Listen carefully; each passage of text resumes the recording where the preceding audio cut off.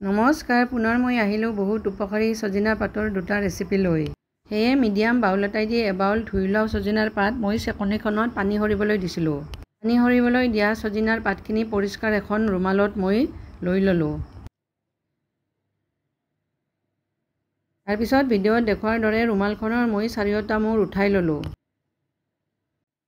আৰু এটা টোপোলাৰ নিচিনা কৰি টোপোলাটো অকণমান ঢিলা কৰি মই ভিডিঅ'ত দেখুৱাৰ দৰে মাজতে বান্ধ দি ল'লোঁ। বান্ধটো আমি অকণমান টাইটকৈ দিব লাগিব যাতে ই খোল খাই নাযায়। তাৰপিছত ভাত বনাবৰ কাৰণে চাউল আৰু পানী দি থৈ লোৱা প্ৰেছাৰ কুকাৰ এটা মই লৈ ল'লোঁ। আৰু প্ৰেছাৰ কুকাৰত মই টোপোলাটো বহাই দিলোঁ। আৰু লগতে এটা বাকলি এৰুৱাই পৰিষ্কাৰ কৰি ধুই লোৱা ডাঙৰ আলু 4 টুকুৰা কৰি ইয়াত লৈ ল'লোঁ। হুইচেল মাৰি ভাতখিনি হোৱাত মই হুইচেলটো যোৱাত এখন ডিছত সজিনাৰ পাত আৰু আলুখিনি উলিয়াই ল'লোঁ। লগতে এটা মিডিয়াম সাইজৰ পিঁয়াজ আৰু 3টা কেঁচা জলকীয়া ল'লোঁ। পিছত টোপোলাটো খুলি সজিনাৰ পাতখিনি মই ডিছখনত উলিয়াই ল'লোঁ।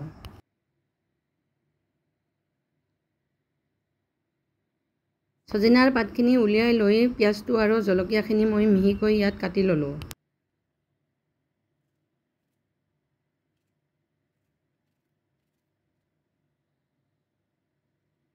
পিঁয়াজ আৰু জলকীয়াখিনি কাটি লোৱাৰ পিছত ইয়াত মই প্ৰয়োজন অনুযায়ী নিমখ ল'লোঁ। পিছত অকণমান তেলত ভাজি লোৱা মই 15 পৰা 20 খিলামান নৰসিংহৰ পাত ইয়াত লৈ ল'লোঁ। আৰু লগতে মই কেঁচা সৰিয়হৰ তেল এচামুচ ইয়াত লৈ ল'লোঁ।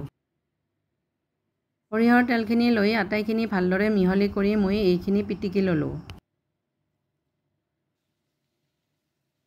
বহুত সোৱাদ লগা আৰু উপকাৰী সজিনাৰ পাতৰ পিটিকাৰ ৰেচিপিটো মোৰ তৈয়াৰ হৈ গ'ল। এতিয়া সজিনাৰ পাতৰ আনটো ৰেচিপি বনাবৰ কাৰণে মই এটা বাউল ল'লোঁ। আৰু বাউলটোত মই খিচিৰিৰ দাইল হাতেৰে 3 মুঠি লৈ ল'লোঁ। এইখিনি ভালদৰে ধুই মই পানীত তিয়াই 2 ঘণ্টামানৰ কাৰণে ৰাখি দিলোঁ। 2 ঘণ্টামান পিছত এইখিনি পানীৰ পৰা উঠাই মই এখন চেকনিত লৈ ল'লোঁ। তাৰপিছত এইখিনি গ্ৰাইণ্ড কৰিবৰ কাৰণে মিক্সাৰ গ্ৰাইণ্ডাৰৰ সৰু জাৰটোত লৈ ল'লোঁ। আৰু এটুকুৰা আদাও ইয়াত মই সৰুকৈ কাটি ল'লোঁ। আৰু লগতে ইয়াত মই 5টা কেঁচা জলকীয়া ল'লোঁ। তাৰপিছত ইয়াত মই মোটামুটি চাহ চামুচ এখনেৰে 2 চামুচ পানী ল'লোঁ। পিছত এইখিনি গ্ৰাইণ্ড কৰি ল'লোঁ। আৰু এটা ডাঙৰ চাই বাউলত মই গ্ৰাইণ্ড কৰি লোৱা দাইলখিনি উলিয়াই ল'লোঁ।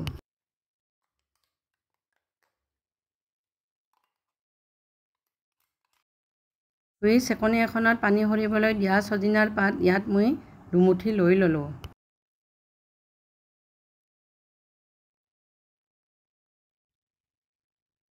সজিনাৰ পাতখিনি লৈ ডাঙৰ পিঁয়াজ এটা মিহিকৈ কাটি লোৱা মই ভিডিঅ'ত দেখুৱাৰ দৰে ইয়াত হাতেৰে মোহাৰি লৈ ল'লোঁ।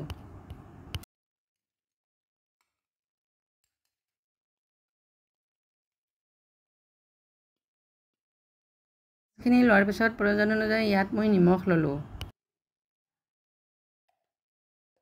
পিছত সৰু চামুচ এখনেৰে এচামুচ ইয়াত মই গৰম মছলাৰ গুড়ি ল'লোঁ। আৰু সেই চামুচখনেৰে আধা চামুচ ইয়াত মই ধনিয়াৰ গুড়ি ল'লোঁ। ধনিয়াৰ গুড়িখিনি লৈ ইয়াত মই 1/4 চামুচ আজৱাইন গুটি হাতত মোহাৰি লৈ ল'লোঁ। আৰু ইয়াত প্ৰয়োজন অনুযায়ী অকণমান হালধিও ল'লোঁ। তাৰপিছত ভিডিঅ'ত দেখুৱাৰ দৰে আটাইখিনি মই হাতেৰে মিহলি কৰি ল'লোঁ।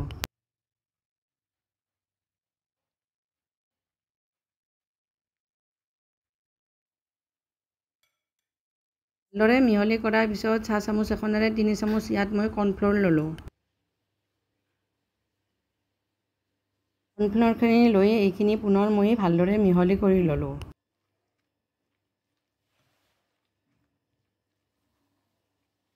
পকৰীখিনি ভাজিবৰ কাৰণে গেছত মই এটা কেৰাহী উঠাই ল'লোঁ। কেৰাহীটো গৰম হোৱাত প্ৰয়োজন অনুযায়ী মই পকোৰাখিনি ভাজিবৰ কাৰণে সৰিয়হৰ তেল লৈ ল'লোঁ।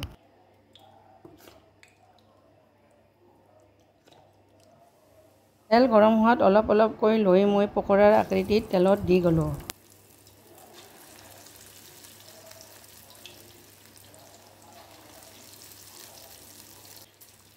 কেইটামান লোৱাৰ পিছত গেছৰ ফ্লেমটো মই মিডিয়াম কৰি ল'লোঁ।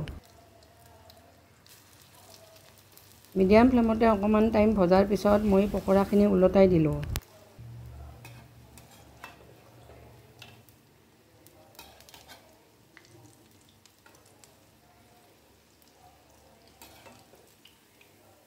এনেকৈ মোটামুটি 1 মিনিটমান মিডিয়াম ফ্লেমত ভজাৰ পিছত গেছৰ ফ্লেমটো মই হাই আৰু মিডিয়ামৰ মাজত লৈ ল'লোঁ।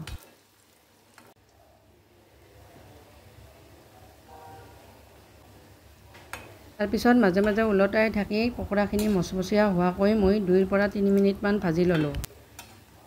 2 পৰা 3 মিনিটমান ভজাৰ পিছত পকোৰাখিনি মচমচীয়া আৰু ৰংচোৱা হৈ আহিল।